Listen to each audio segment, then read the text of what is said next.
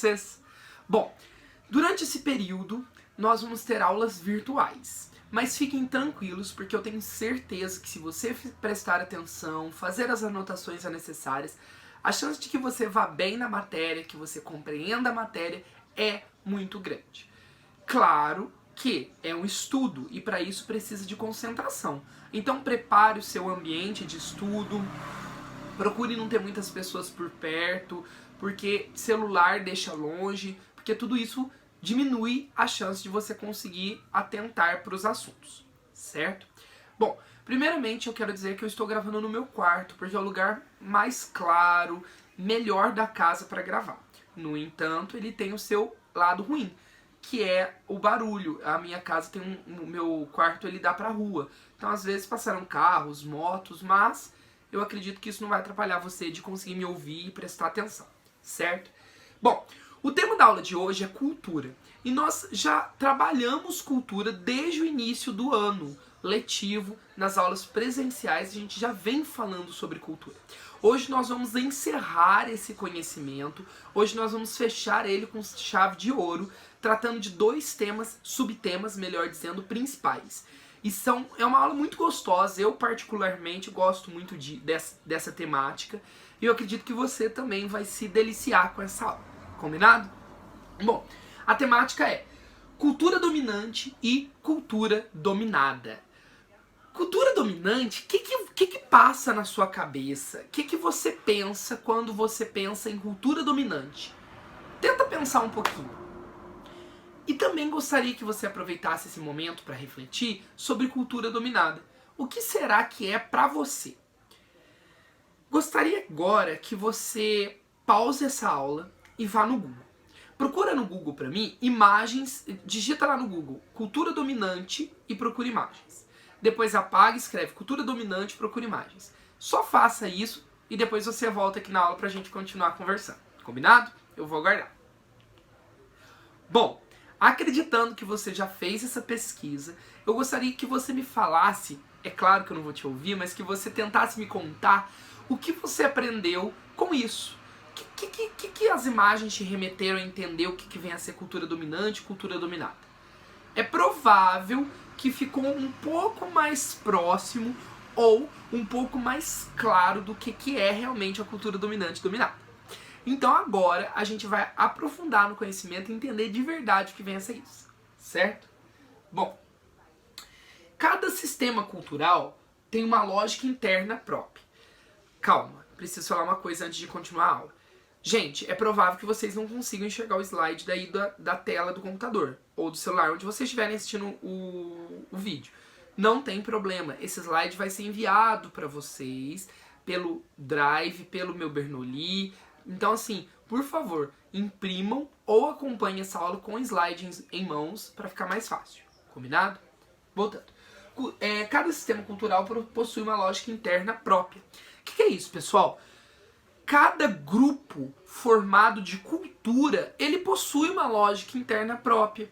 Vamos pensar primeiro na palavra cultura. O que é cultura? É tudo aquilo que o indivíduo constrói mediante a sua vivência, mediante a arte, mediante seus contatos sociais. Tudo isso é cultura. Então quando a gente fala de sistema cultural, nós estamos falando de grupo que possui a mesma cultura, o mesmo entendimento. Vamos pensar anteriormente, por exemplo, na era feudal, quando todo mundo morava num pequeno agrupamento social em vilas, vilarejos. Quando nós pensamos isso, a cultura era igual, não era um único sistema cultural? Você concorda comigo? Sim, era um único sistema cultural. Aquelas pessoas que viviam naqueles vilarejos, elas viviam da mesma forma, de forma parecida, semelhante, certo? E com isso existia uma lógica interna própria, da maneira como eles viviam, da maneira como eles se portavam. Então a religião era uma única religião.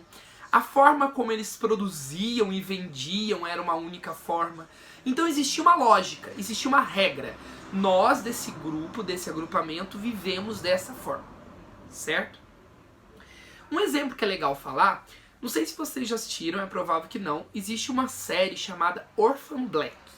Nessa série, ela é uma série assim que eu super indico, ela é indicada inclusive para quem vai fazer Enem, porque ela fala muito de vários temas importantes, biologia, filosofia, então assim, é uma série maravilhosa. E nela, eles tratam um pouco dessa questão de vilarejo, principalmente nos Estados Unidos ainda a gente tem alguns agrupamentos sociais mais afastados da sociedade, né? E lá eles têm uma lógica própria. Então assim, pra quem não entendeu direito o que é isso, dá uma pesquisadinha depois na série Orphan Black e tenta ver um pouquinho de trailer, talvez você consiga entender melhor. Claro, a série não fala só sobre isso, muito pelo contrário, o tema central da série é outra coisa. É clonagem humana, é vida urbana, só que em alguns momentos da série trata a respeito desses pequenos vilarejos, que eu acho que fica mais claro pra você essa nossa aula, certo? Só que com a vinda da sociedade moderna, tudo isso foi alterado. Tudo foi mudado. E quando a gente fala mudado, a gente fala ali, ó, inúmeros sistemas culturais dentro de uma mesma sociedade.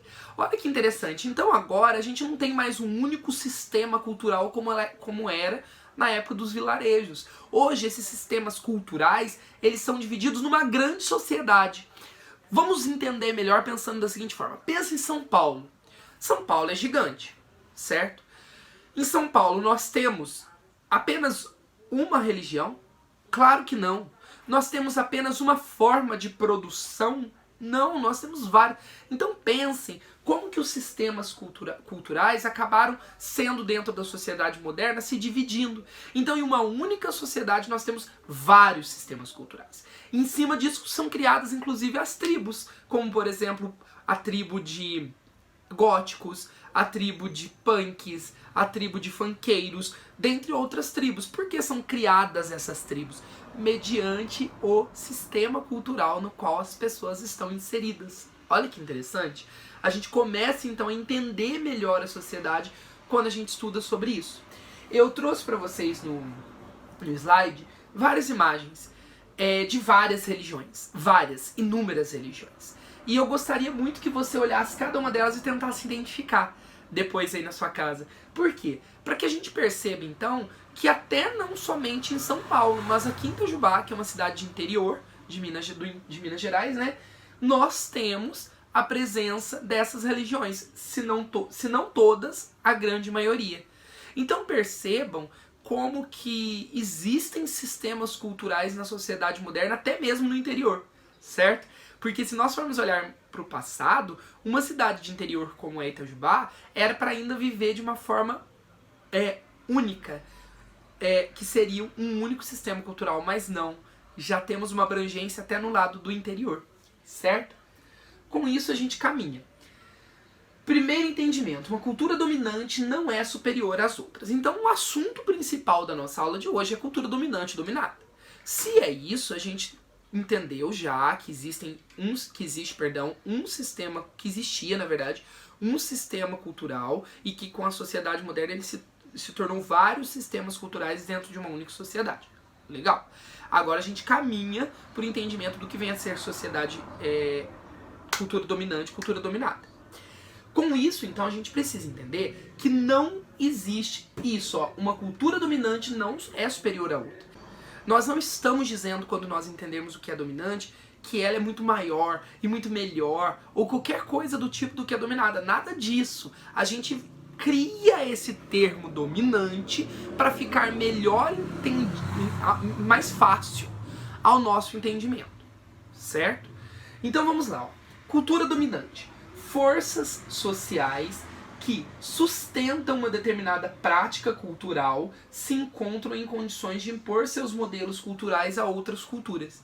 Então é quando uma força social mais fatídica, que está tendo mais força naquele momento, acaba conseguindo dominar, acaba conseguindo implantar a sua forma de pensamento, a sua forma de idealização em cima das outras culturas. E aí ela acaba sendo dominante. Mas percebam, ela não é superior às outras culturas que se tornaram dominadas.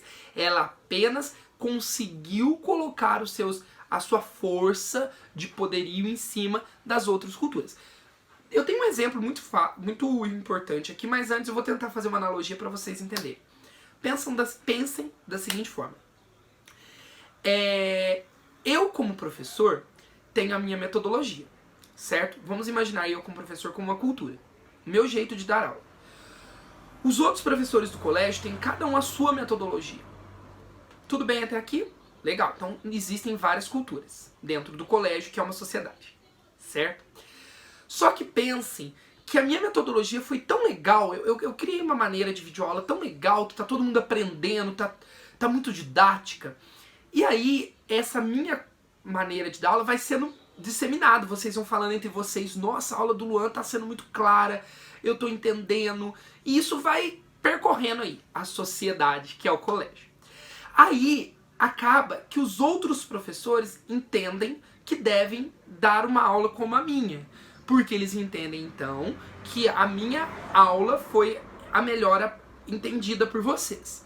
Com isso, o que vai acontecer? A minha aula vai ser dominante em cima das outras. Então, a minha aula vai dominar as outras. Tudo bem até aqui? Espero que sim. Com isso, os outros professores vão o quê? Vão acatar a maneira minha de dar aula para fazerem igual. Só que eu pergunto, eles, então, acabaram sendo dominados, né? E eu dominante. Então, a minha aula é dominante, a deles dominada. Mas não há superioridade. Ou seja, a minha não pode ser dita que é melhor. Existe uma igualdade. Onde está essa igualdade? No fato de que a aula de matemática, mesmo que siga os padrões da minha aula, de jeito de dar aula, ela continua sendo importante, porque a matemática é importante tanto quanto a sociologia. Não existe uma melhor do que a outra. Consegue perceber isso? Então, embora a matemática, o professor de matemática se adequou ao meu método de dar aula, ele ainda tem a sua importância. A matéria dele, a disciplina dele continua tendo a sua importância. É a mesma coisa na sociedade. A cultura dominante, ela acaba determinando os padrões que vão ser colocados naquela sociedade, mas as outras subsequentes não perdem a sua força, entendeu? Força não seria a palavra certa, porque força acaba perdendo, porque a outra entra com os seus ideais, mas ela não deixa de ser importante. Essa é a colocação, certo? E aí o exemplo que eu trago, que eu acho que vai ficar claro, é a questão da religião católica na época do Brasil colônia. Ou seja, foi impostos aos índios a cultura dos portugueses. E naquele momento, qual era a cultura dos portugueses? A cultura católica. Então foi imposta. Então naquele momento nós temos a cultura católica, o catolicismo, como cultura dominada. Como cultura dominante. Certo? Ok. Então a cultura dos índios foi deixada de lado porque o mais importante, o superior, era a cultura dominante. Claro que não. E é por isso que nós vamos continuar a nossa aula e entender melhor. Ó, dominação nunca é total. O universo da cultura é dotado de grande capacidade de criação e significados novos. Ou seja, mesmo que esses professores adotem a minha metodologia, essa minha metodologia não vai dominar totalmente a aula deles. Eles vão acabar tendo um jeito de falar diferente, eles vão acabar tendo um jeito de usar o material diferente. Por quê? Porque ela não é total, ela nunca vai ser total ao ser aplicada. Isso é o meu jeito de dar aula. Os professores não acatarão exatamente, por mais que queira, igualzinho o meu jeito. Talvez eles não se expressem como eu, entende? Então, o universo da cultura é dotado de grande capacidade de criação e significados novos. Ou seja, vai se criando coisas novas. E aí talvez esse professor de matemática, no meu exemplo, que está dando uma aula parecida com a minha, ele descobre que na videoaula ele pode colocar meme. Sei lá, e colocando meme aqui na tela vai ficar mais engraçado e vocês vão prestar ainda mais atenção. Notem, ele trouxe um significado novo para aquilo que eu criei e que eu estava dominando, certo? Então percebam, e aí a gente precisa entender o exemplo que eu trouxe aqui dessa imagem africana. Começou um sincretismo religioso. O que é o sincretismo religioso? Mistura de religiões. Porque aí vem os africanos, depois do Brasil colônia, vem o quê? Os africanos sendo escravizados, e aí a cultura dele, por mais que estava sendo colocada em cima deles a cultura do catolicismo, eles não quiseram abandonar a sua religião materna, a religião africana. E eles trazem elas pra cá, e começam a praticar de uma forma mais oculta, mais devagarzinho isso vai sendo mostrado, e depois que os negros ganharam a alforria, ou seja, eles foram libertos, tudo deu certo, tudo facilitou, e aí essas religiões foram disseminadas pelo Brasil. Então percebam que não adianta uma cultura dominante achar que vai impor todos os seus padrões, que tudo vai mudar. Não é assim. Irão continuar existindo as novas significações da cultura dominada, certo? Esfera cultural, marcada pelo poder. O que é esfera cultural? Esfera cultural, então, é o quê? É dentro dessa... Pensa assim, ó. Cultura dominante e dominada estão dentro de uma caixa, certo? Essa caixa é esfera cultural, ou seja, é o que norteia, é o que rodeia essas culturas existentes, certo? E ela é marcada pelo poder. Por quê? Porque a esfera cultural no todo, ela tem poder. E aí a gente vê aqui, ó, dentro dela nós vemos a divisão em 3 áreas. Cultura popular, cultura erudita e cultura tradicional. A cultura erudita é o quê? Aquela cultura que é estudada, que é pesquisada, que os intelectuais produzem. A cultura tradicional são as bases da sociedade, ou seja, aquilo que foi passado por hierarquia. Agora a cultura popular... Perdão pela moto. A cultura popular, eu ainda não vou falar sobre ela, porque nós vamos adentrar nela já na nossa aula, certo? Eu coloquei aqui, todas essas culturas dentro da esfera cultural se relacionam com o modo como o poder se divide entre grupos e instituições sociais. Ou seja, esfera cultural, essa caixa. Dentro dela nós temos a cultura dominante e dominada. E dentro dessas culturas dominantes e dominadas nós temos as culturas populares, as culturas eruditas, as culturas tradicionais, ou seja, nós temos a mistura, a relação entre essas culturas. E a relação se dá da maneira como essas sociedades vão se dividir ali. Vão se tornar dominantes ou dominadas. Deu pra entender? Bom, espero que continuemos. E aí a gente entra então na nossa próxima etapa da aula, que é a cultura popular. Com cultura popular, vamos lá, se refere às práticas culturais dos setores dominados de uma sociedade. Ou seja, quando existe um setor dominante, os setores dominados eles vão produzir coisas que não são tão levadas em conta. E essas coisas que não são levadas em conta são chamadas de popular. Por exemplo, quando o catolicismo dominava no Brasil colônia, nós não podemos falar que o catolicismo ele era uma cultura popular. Entretanto, as religiões africanas eram cultura popular, certo? E aí, ó, saberes não sistematizados, porque não foram colocados à pauta de estudos. Por quê? Porque são meio que deixados de lado quando existe uma cultura dominante influenciando o resto, certo? Formação dos modernos estados... antes de entrar aqui, eu quero falar desse OMG aqui, ó. Coloquei uma sigla que a gente usa muito na internet, né? No WhatsApp, nas redes sociais. É um tipo de cultura popular. A gíria é uma cultura popular, porque é um saber não sistematizado. Não faz parte da gramática, mas a gente utiliza no dia a dia, certo? Cultura popular. Formação dos estados modernos nacionais no século XVIII, camadas populares, alvo dos intelectuais. Olha que interessante. Quando vai se formando os estados modernos, lá no século XVIII, os intelectuais começam a querer se conectar com as camadas populares. Ou seja, a cultura popular ganha, então, notoriedade. E por que ela ganha? Porque a França, a Alemanha, a Inglaterra, essa galera tinha vindo da era feudal e cada um estava achando que eles eram culturas diferentes. Só que com a formação dos estados modernos, eles percebem que eles são uma única cultura. Que eles são um único povo, melhor dizendo. Então, como que eles vão preservar a cultura mãe? Como eles vão entender, não perder as suas raízes? Eu até coloquei aqui, não perder a alma, a raiz do país. Aí eles entendem que eles têm que voltar lá na cultura popular.